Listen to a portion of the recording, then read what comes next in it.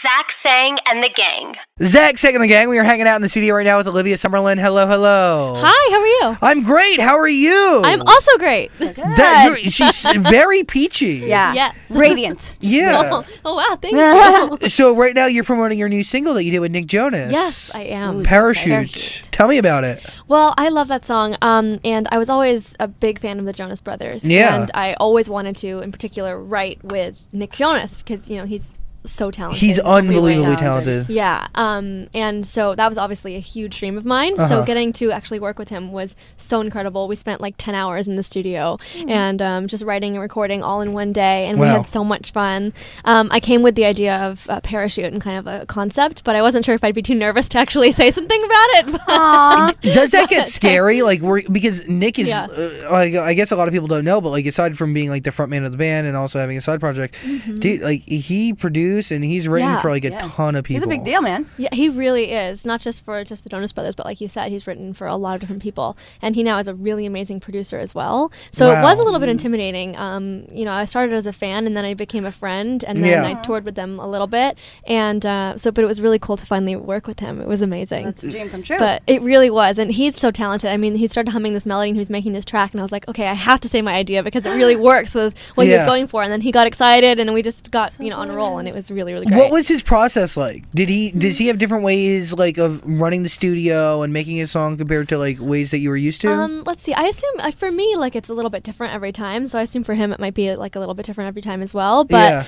when we first started, he just kind of was working on this kind of piano like riff thing that ended up in the song. Okay. And just randomly, like making it up? Yeah, or? he was just making it up, and he started like recording it, and then like looping it a little bit, and then humming some melodies. And we were kind of humming different melodies, and we settled on one, and then I said, parachute, and then from there we just kind of solidified the whole chorus, lyric and melody, and then went into the verses, and Crazy. kept going. Yeah, it was how really like fast. real music is made. Like, it's awesome. It was really quick. How did you get hooked up with Nick? Well, like I said, I was a big Jonas Brothers fan, so all the shows with all my friends and the T-shirts and everything like that.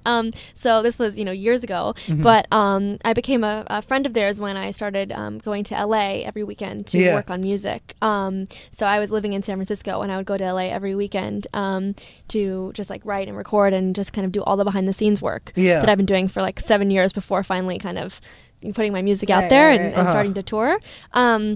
But I started running into them and their family around LA, just like kind randomly? of, randomly, like destiny. It was meant to be. It really was. Yeah, that's weird. So, and then their dad came to see me at a rehearsal, and he was like, "Wow, this could actually really be something." I was kind of hesitant to tell them that I was like working on music, but I ran into them at a recording studio once, and it kind of all came out. Right, so. right. Yeah. You don't want to be like that guy. Exactly. Yeah, I'm just gonna keep this tidbit to the end. Yeah. Right. So their dad started managing me, who's their manager. Also managed Demi and other people like that. And so he hooked me up with other writers and producers, and I did that for like almost a year.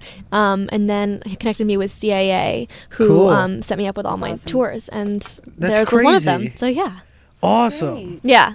You're killing it. Wow. How long have you been singing? Like, how long have you been in the game? Well, I've been writing since I was about 12 or 13, and then co-writing since I was about 14, How old I are you think. now? If you don't mind me. I keep saying 9:20 because I turned I'm like 9 to 20. I turned 20 last week. Oh wow. Yeah, happy birthday. Thank you. I got so much to go. I too. know. Just getting started. Why did I think you were older? I don't know. I mean, well, I guess I have been working on music for quite some time. Yeah. But I only really started coming out from behind the scenes. I was just writing, recording, and producing for years until I started touring last year. Were you doing it for yourself, like writing, recording, and producing for you or for other people? Just for myself. I've only ever written for myself so far, but I'd love to write for others too. That's awesome. Cool. I've talked about it, but I never have had time quite yet. Right. Yeah. Like, is that like? I feel like that's an interesting goal because we know the guys. They're in a band called Magic, right?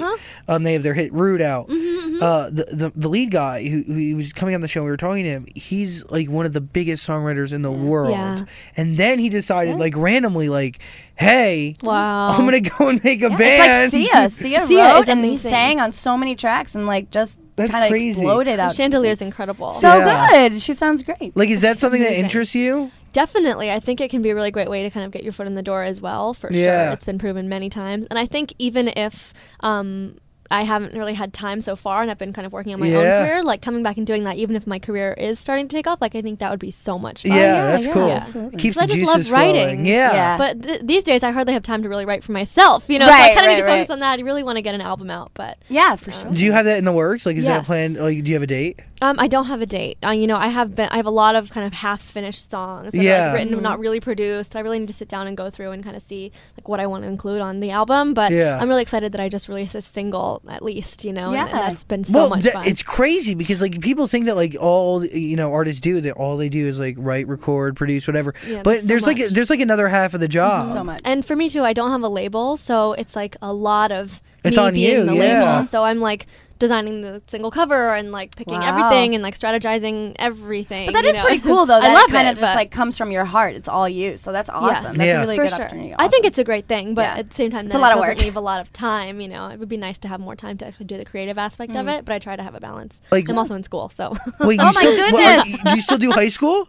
No, college now. I'm taking independent study classes so I can transfer back to my school. Do you want to do college? Like, do you want to graduate? Oh yes. What's your major? Business. I'm going to major in business when I actually go back to school eventually, or I'll just keep taking independent study classes. At least for now, I'm just kind of trying to work towards everything because I don't want to have to. Yeah. I can drop a social life. I don't mind at all. I was just going to ask you that. Yeah. I don't want to drop education. That's good. That's crazy. Awesome. Yeah. That's awesome. Yeah, smart stuff. Yeah, man. Just business. Get yourself together. Well, I think it helps you because also, like, you're kind of, like you said, you're the label. You kind of handle a little bit of everything. Definitely. And I've been getting so much experience anyway that I feel like it's been an education in itself. Yeah. Right. Yeah. What's your most memorable, like, part of your career so far? Probably anything on tour. Like I'll never forget those moments. Like it's coming up on the 1-year anniversary of my first tour. The opening night was June 21st.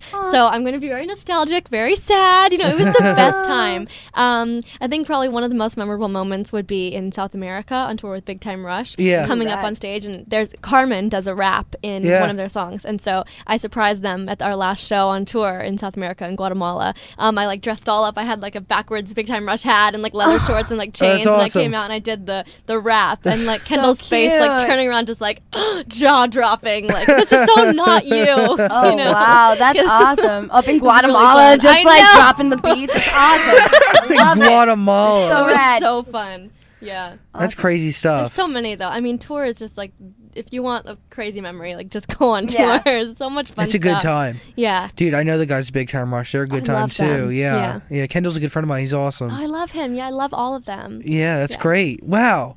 You have a lot of stuff going on. Your new single right now, Parachute, Nick Jonas. So amazing. I love that song. Congratulations. I have a feeling it's going to go somewhere. So thank you so much for stopping by. Thank you so much for having me. You were awesome. Really fun. Thanks. Thank you.